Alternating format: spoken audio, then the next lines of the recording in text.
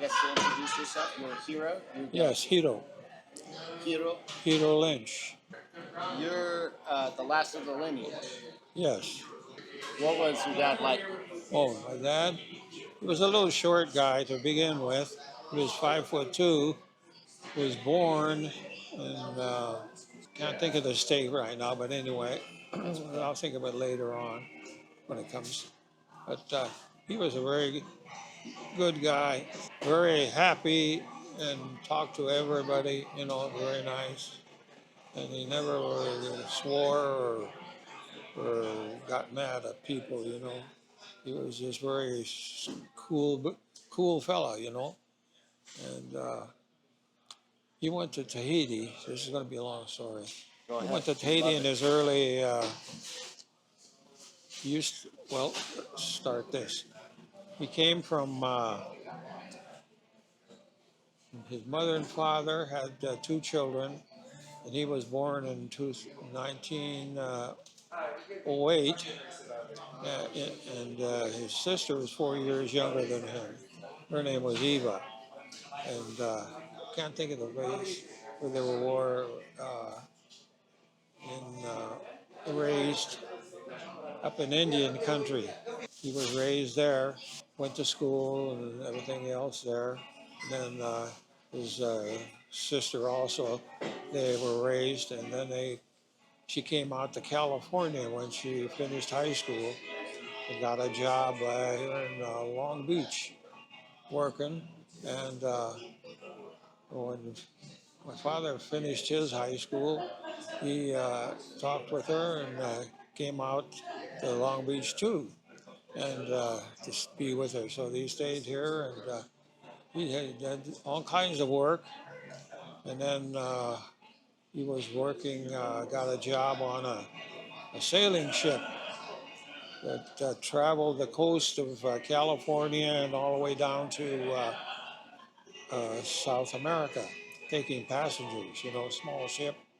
And he worked that for 1 season, I guess it was, and it was about three or four trips that year. And as a result of that, he would go to, when we'd be in harbor, off of the ship there, for maybe a few days or a week or two, and he'd go out here at the Pike and other areas, and talk with people.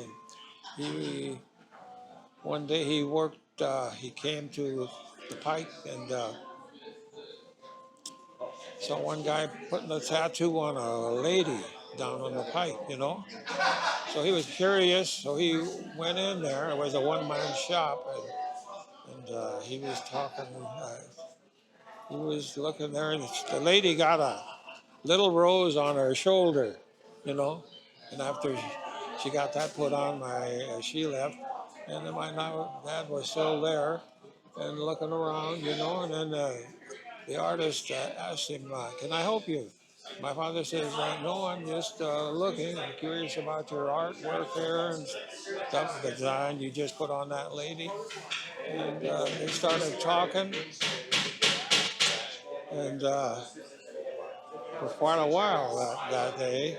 And then the artist asked my dad, "Were you interested in artwork, the tattooing or anything?" He said, "Well, I've never done anything like that. He said, "If you're interested, you've got to come to the right place because I need help."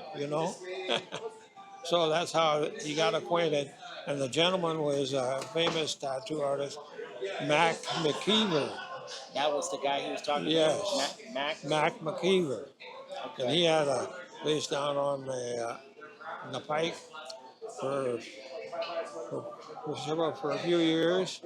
And so my dad talked with him, and he would like to try that. So he told him to come in on Saturday, because my father worked 5 days a week, and he had a couple of days off during the weekend. So that's how he became to know Mac McKeever, and he gradually over the years, about a year on that one, and learning. He was still new at it, and that was a year that he wanted talking to a lot of people in the that are sailors and uh, civilian people, that are in that trade.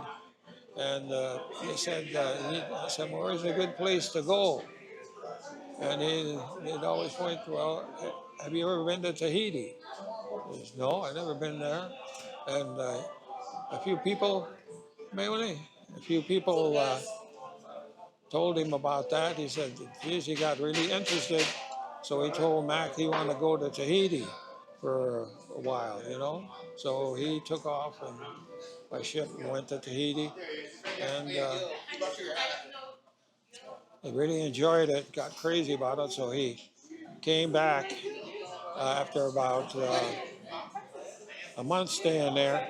And he came back and says, God, I love this country and I got to come back and work like heck for a couple of years, in Long Beach and doing different odd jobs and stuff, and plus when he came back and he talked with Mac and they started teaching him again for a while. And he stayed there for over a period of about a year. For about a year there, he worked with learning and told Mac that he's really curious about and loves Tahiti. First time being there, and he wanted to go back a second time. So he went back for the second time, and he stayed several months over there, and started knowing some of the American people that were there, that lived there at the time, which were very few. And also they had an American consulate at Tahiti at that time. So that was good. He could come and go, when he wanted. So he liked that and knew a lot of Tahitian people, finally, And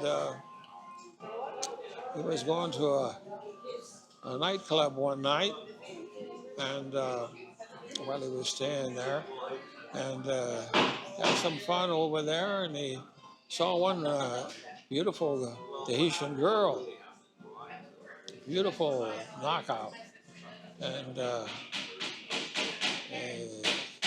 he went over there and he started talking a little bit, tried to talk with her. She could speak French and Tahitian, but he couldn't speak very well Tahitian yet. Yeah. Or he didn't anything knowing French. So he kept talking with her, and one thing from one to led to another over a period of a month or so, and he fell in love with her, and so he stayed there for another couple of months, and meeting her, and they'd go out and have fun and things, and finally he came back from that trip and went back to see Mac and to get some more learning on his tattooing. And he was gone for a year and a half before he came back again to Tahiti. And he came back to Tahiti for the third time. And he looked up his old girlfriend there, and lo and behold, she had gotten pregnant, from him, and at the time, and she had a baby while he was gone. He was gone for a year and a half. And then when he came back, he was so happy. They said he liked her real good, so they lived together, and that was my brother Maurice. He's 2 years older than me, and I came along a couple years later. Yeah. I was the baby Yeah. of the family at the time. So that's Is it just you, yeah, brother? yeah, just my brother and I. And then Uh, my dad stayed in Tahiti now because he had uh, my brother Maurice, and so he's teaching him how to speak English and etc. And finally, been working too, and my dad was working, saving his money, and so he could build a home in there, in Tahiti. So we saved up enough money where they could build a house right in the outskirts of Papeete, the capital of Tahiti. And so they built a house there.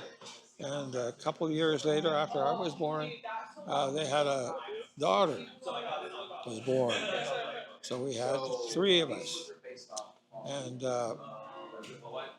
she was she lived with us, of course, being raised and everything. And she was about 16 months old.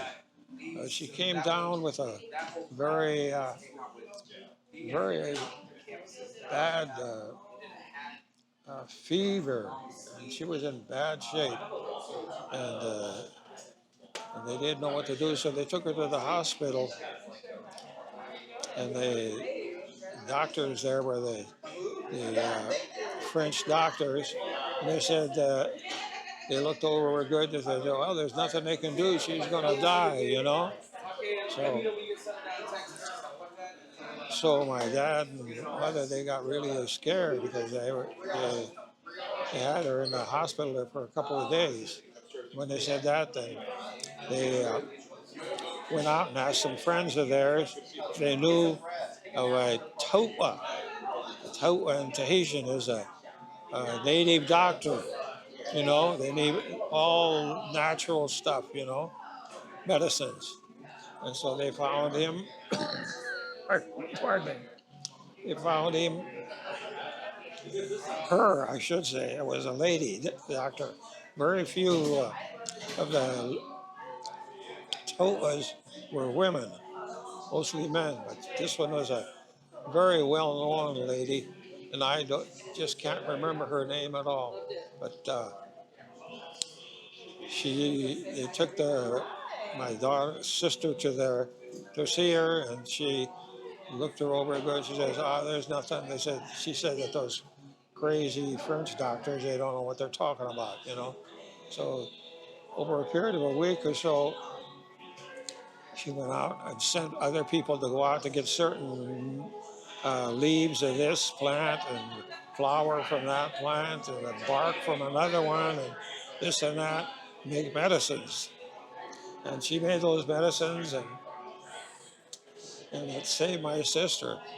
He got well over about a week with her, and which we were happier than heck, all of us.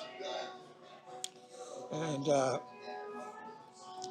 she went for a while like that, and then she got hit again with another bad one like that. Because there was Tahiti, the ships would come and passenger ships and freighters and stuff would come to Tahiti.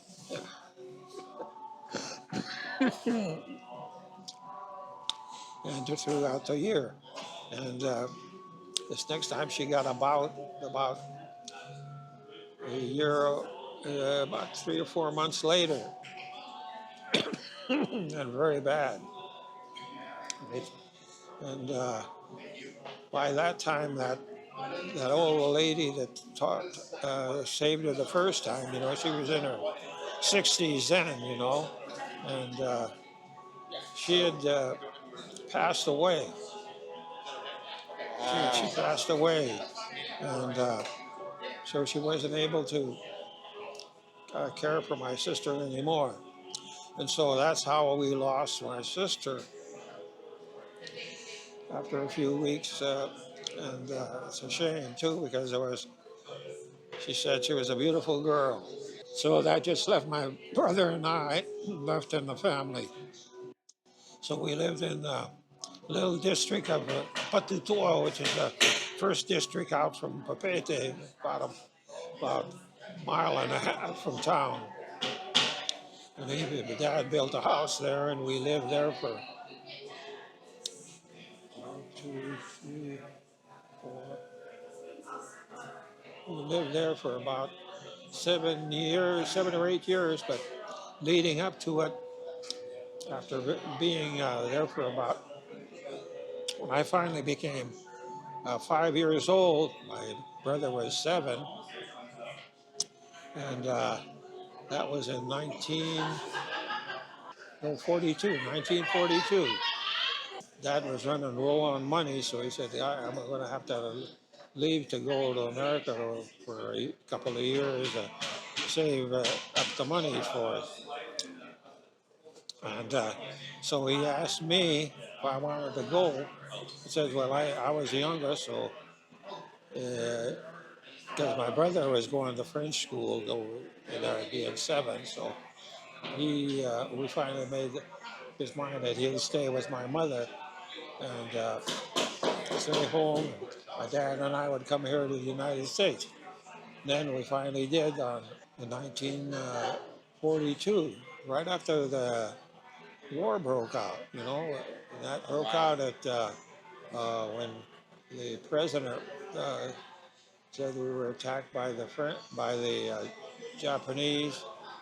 I forget what day it was, the 11th, I think, of December or something like that. And we left to come up here in summer of that year. And how we come up here, that had to get see the American consulate there to get me registered and everything. And from that time, uh, Tahiti didn't have any ship, a small ship, to take care of the things here in case if something breaks out. And they didn't have no guns on it. It was a gunship, but it didn't have no guns, no, no cannons, no rifles, no pistols. It only had uh, uh, slingshots. That's all. So my dad found out that his war broke out now, and that there was no ships coming that at that time. Wouldn't be any for quite a while. So they told him that the consulate told him that there was one ship that he said that was the French ship, but it didn't have any uh, hardware on it, to shoot. So he said, "We'll try to get you on that because they're coming up to Long Beach Harbor to get guns put on them. So that's how we got to America. We had paid the French government some money for myself and my dad and a couple other Americans there, and we came up on the ship, that ship, and they came right up to Long Beach. They had to stay, I guess, about a month or so. They put guns and stuff on it there, and then they went back, and we stayed here. When we got here to America, we got out, and his sister lived up in east of L.A. on up in Decker Canyon on the east side of it, on the west side. And so she picked us up from the French boat there and took us up to where she was living at. And my dad we stayed there for a few days. And then his father lived over in Camarillo, which is about 20, 25, 30 miles away, up in the hills there, which they raised avocados and other things there. So she took us up to see her father too. And so that's how I met my grandfather. And my dad talked to him that he needs a place to stay because I'm going to be working in LA, downtown LA. So because he had gotten a job just before we left to come up to see his father at the Cecil Hotel, downtown LA, being a elevator operator and doing all kinds of things for him. So he worked there for a couple of years while I went to my grandfather and grandmother and stayed there and lived there with them and went to school, went to uh, kindergarten, first grade, and a couple of months of the second grade. And then in the fall there, the second year, Dad said, well, it's time for us to go back. So we went back to Tahiti on a different ship this time. That was in 1944, around the time that I think that the president died. I think he died somewhere in 44. We went back and we stayed there. My mother comes from a big family. She had 6 brothers, and there was 2 sisters, 2 girls. My mother was one of them, so there was 8 altogether in their family. They lived on the uh, sister island of Tahiti, which is Morea, which is about 15 miles away, something like Catalina, that they have off the coast and up north there a little bit. And so Dad went over there, and uh, we lived there for a while too. Finally, that tried some working jobs in Tahiti, things, business jobs, trying to go, and it just wouldn't go. The French were very tight on that, for an American to open up a work or anything. So finally, he decided decided that in 1947 that we're coming up to the United States. The whole family is coming. So 47, we came up on another ship, steamship, and we've been here ever since. At least I've been here ever since. We lived in San Diego for 65 years, Wow. and I think either 65 or 70 years. That's why I know it real good here, and it's just like coming back from LA, like an old home week here, see the shop and all. We had, my dad opened his first shop after went to see McKeever to finish training him and all. Took a ride by his car. He came down to San Diego. He asked Mac, when's a good place to go for tattooing? He says, why don't you try San Diego, And they had a lot of military. They had the Navy, the Marine Corps, and they had the Army during the war, here too. So I said, well, okay, to try it. So he came down and looked around, and he found a place. And he said, just right. It was for a one-man place. So we got that, came up and got us, and we all came down there. We lived in a trailer park. They opened up the shop 1949, 1949, after him training and all that stuff, And we went to school, and so Brother and I went to school, and Mom stayed home and take care of us while he'd go to work, and we had a lot of fun.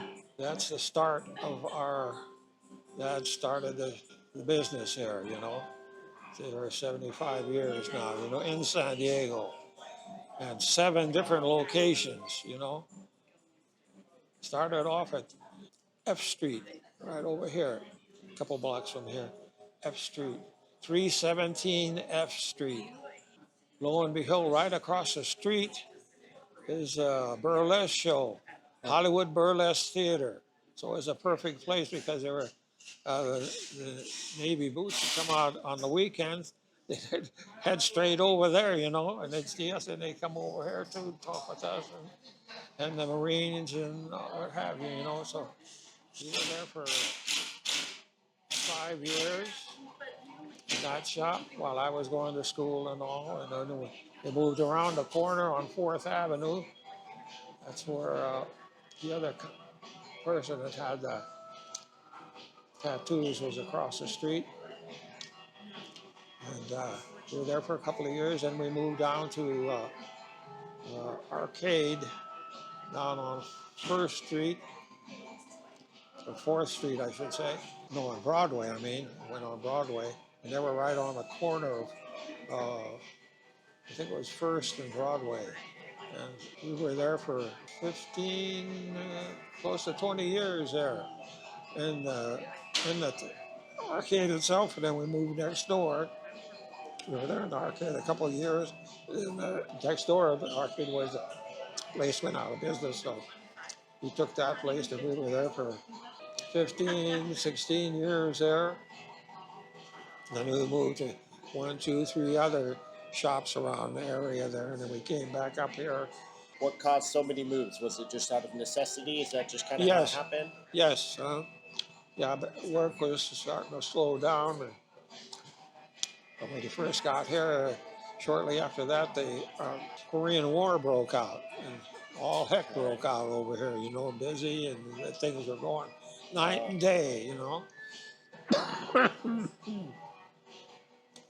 So, and after that went down, and things slowed down again. But yeah, and so moved around different places.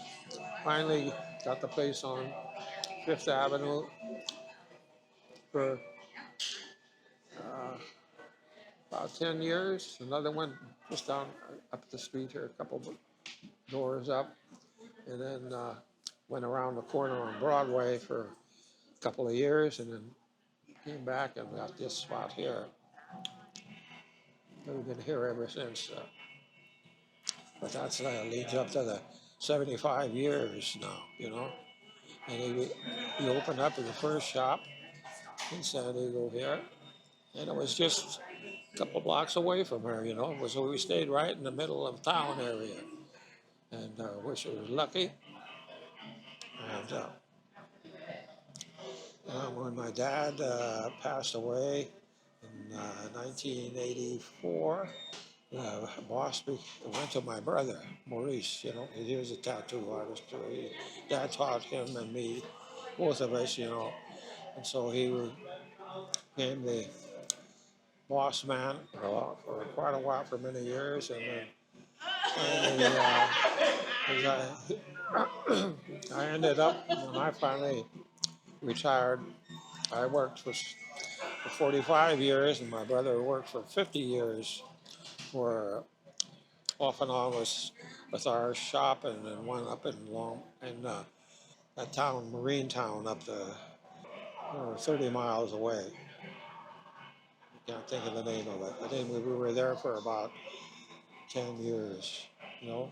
Plus, my brother took care of that shop up there, and then I helped my dad and other tattoo artists work at the shop in San Diego. So that's, like I said, that's how it started. He started it, and then it went to my brother, and then my brother finally wanted to retire, so he retired, and I took over his place, became number two. My brother was number one, and I was number two for about 15 years, I guess. And when I retired out, I passed it on to my nephew, which is Tahiti Gil. And he's the boss man now. So that's how that went around, you know, from Tahiti to the United States and back to Tahiti and then around and then coming up finally in 47 to the United States. Then we stayed here since, and that built up the business from there. So was your father tattooing while he was going back and forth from Tahiti, or did Yeah. he was tattooing a little bit, Yeah, and then he finished training yeah, with his mentor, yeah, and then after that he opened the yeah, studio, yes, and he yeah. only had just the one, Yeah. just master tattoo. Yes, yes, that's what it wasn't named Master Tattoo at the time, it was just named Tahiti Felix. He named it after himself, you know, Tahiti Felix. So that's why Tahiti Felix stayed. And finally, he said he wanted to add something to it, to the name, you know. And I just said, well, let's see. Uh, how about Master Tattoo, you know? And he said, Master Tattoo? Well, give it some thought, which he did. And a few days later, he said, "Yeah, that sounds good. Tahiti Felix Master Tattoo." That's how that name got there stuck. Wow. So it was originally Tahiti Felix Tattoo or just Tahiti Yeah, Felix? Tahiti Felix Tattoo Studio. And then somewhere down the line, it was your idea to kind of put in Tahiti Yeah, Felix Master Tattoo? yeah. He asked me, something else added to the name. I said, well, I just come up with that, And he said, well, think about it, Dad. Which he did for a few days, and he said, yeah, I like that. So that's how I come I became Master Tattoo also. Tahiti Felix Master Tattoo. Do you know why he wanted to do that, or did maybe he feel like he just wanted to add some flair to it, or? No, he just wanted something master added on to the name. And he liked what I come up with, so that's how it is. You know. Was he? Is that kind of who he is? Yeah. Does he stick with tradition, or is he kind of like does he like to try new things? He likes fishing and he likes the tattoo and all that. Go on trips and what have you. We went on vacations and stuff in the summertime. And he was an all right guy. Everybody always liked him. And then what about you? So he brought you and your brother into the business tattooing. Was Yeah. this kind of something natural that you guys ended up? Was it like? Yeah, yeah. Was that just going to happen since you guys were born? Yeah. That had been working then for a few years. And then we were getting older and getting ready to get out of school, high school. And I figured, well, what do you want to do for? Well, we both wanted to get into tattooing earlier, so we did. While we were still going to junior high and high school. I'd come down to the shop and help out and all that. Yeah. Oh, so you helped around. You were exposed to it pretty early, Yeah. both of you. Yeah, many years. Did you like doing tattoos? Yeah. Was it a good Yeah. career for you? Yeah, when you grow up into it, you've been around it all the time. On the weekends, Maurice and I'd come down to the shop and help out, help that out, get this or that for him or whatever. And finally we got out of school, then we started working permanently, you know, making a little money then. Yeah. Yeah. How has the industry treated you? How was picking tattooing as a career? How did it treat you? And, Real good. Uh, Business goes up and down, and which is normal for a business like this, for this anyway. And but I'm glad that we have a lot of the old tattoo stuff of different artists up there on the wall, as souvenirs, and which help to make this place here. what was your favorite part about tattooing while you were doing it? Well, I like to do a little bit of everything out there, and all different designs and what have you. A lot of those designs up in there. When I was younger, I remember putting on, that's what they had at the time. Yeah. Did you get you drew a lot? Were you very artistic? I drew some. My brother was the one that was a real artist in drawing. He really liked to draw stuff, and he has a lot of things up there on the wall. His design and copies of others that he's done. And it was a good life for both of us. And he got married and had a family, and I got married also. Had a family, and I'm here again. What did you end up doing after you retired? Hmm? What did you end up getting into after you retired? Just stayed tired, Just, retired.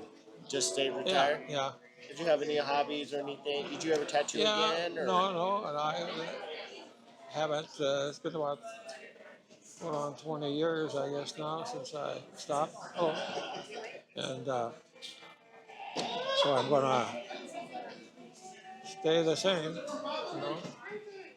Travel around and live life to the fullest, and as much as you can. so you would say, from what you just said earlier, you said between you and your brother was more of the one who drew more. Yeah, he was the artist in the family. He was a real good artist, and he just had that touch. And I finally started to get a little bit of the touch, but he had it down pat. I see. Yeah, I He understand. was number one. That's why I'm number two. Yeah, some people they just seem to grasp it a lot faster. What was that? It seems like sometimes people seem to just get it a lot quicker. Yeah. They just seem to have that magic touch, like you said. Yes. Uh-huh. It's been a good life for all of us.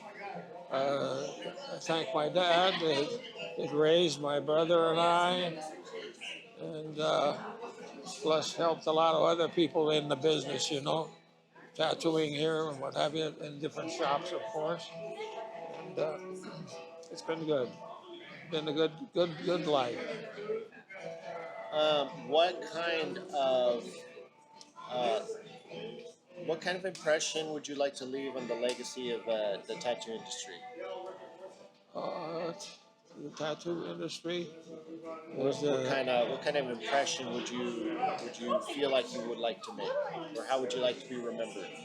well, maybe they can remember me for working for 45 years here in this area, and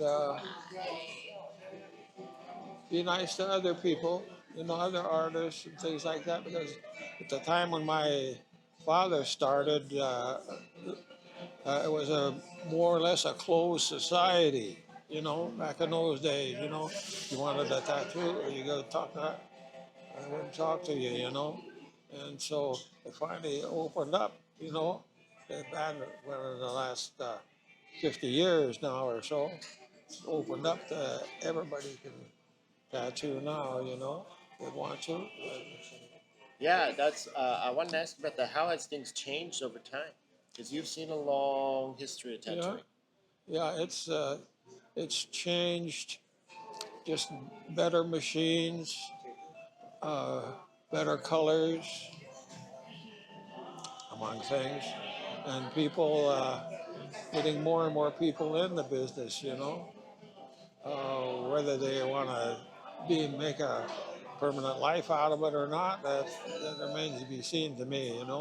But there's a lot of people in there, getting more and more people in the business. And some of them are fantastic artists, all over this country and also the rest of the world. A lot of tattooing going on. And like I said, there's some are just fantastic artists, and that's good. That creates a larger percentage of people that come to want to get this tattooing. You know. So let's say somebody is 18, a very young person, and they want to start tattooing right now. Like they decided today they wanted to be a tattoo artist. What kind of advice would you give them? Well, I'll tell them that this it's going to take a long time. You have to have a strong will to keep at your work, to learn and to promote it and all of that. So you got to be. It isn't something that you can just go out and learn and then put it on. You know, there's 1,001 of those. You know, and artists like that. You know, that just do sloppy stuff. You know, and you want to be an artist, take your time to learn. Hey, there's my nephew, another nephew and my niece. Uh-huh. Boy, I thought they were your family. I, yeah, thi- I think I think there's what we my got was great. niece, and That's there's cool. someone. The family's here. You have a Yeah, beautiful family. whole family. You have a wonderful, beautiful family. Yeah. I'm very happy for you. Um, uh, I think that's everything. I didn't expect that I was going to get the opportunity to talk to you, so I'm kind of doing a lot of this on the fly. Mhm. I think I got a lot of good stuff. Is there anything else you want to put in? No, that's all I can think of. You know, I've lived the life, and I love the life of tattooing, and to those who like it, it's fantastic. Those who don't like it, they don't like it. You know, that's all there is to it. You know, you either like it or you don't. You know, so I was fortunate. I picked it, and I loved it, liked it, and loved it, and then I'm here, still alive. Well, Trying to give it a that's little bit of history. You know. of course that's what we're here. I'm here to preserve the legacy. I'm more than overjoyed that I got the Well, opportunity to talk to you. glad for you. Maybe this will help some other people who want to get into the business or just want to know about the business, you know? And, Exactly. Yeah, and we'll see where we came from because yeah, I want to get it before it's gone, and I want to have it for future generations. So it's really good. important for me to preserve the legacy and have something we can Well, look back on. yeah, I want to thank you for that, by gosh, to keep things going, you know, with your, Well, like that. thank you for taking the time and talking to me. Well, it's been my pleasure, you know. And what's your name Mine again? too. My name's Matt. Mac? Matt. Pleasure, Mac. And keep Uh, up the good work, by golly, you know. I appreciate you. One last question before I see your family's waiting for you. I'll let you get to them. Would you do it again? Yes, definitely. Yes, I enjoyed it. You can enjoy it again, you know. Awesome. It grows on you and it gets into your blood, you know. Yeah, that ink gets into your blood, huh? Yeah, yeah, that's for sure. Well, thank you very much, Hiro. I Okay, okay, appreciate all the time okay, Mac. taking the time. Yeah, And if you have anything more to say or anything, I'll be no, available all night tonight. So okay, that's it that I can think of. thank you so Thanks much. again, Mac. I Okay, appreciate all you. right, yeah.